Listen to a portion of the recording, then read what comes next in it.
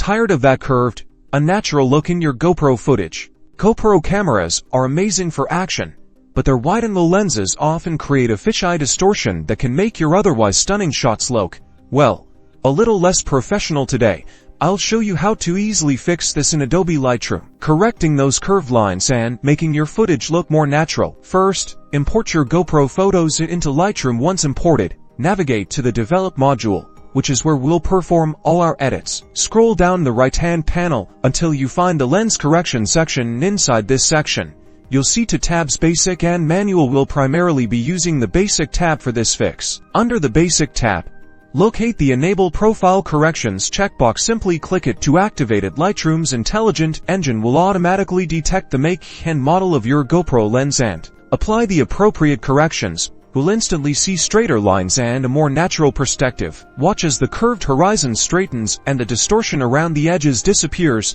This one simple click makes a dramatic difference in making your action camera footage look professionally refined. Here's a quick before and after to truly appreciate the power of this fix. See how much cleaner and more natural the corrected image appears.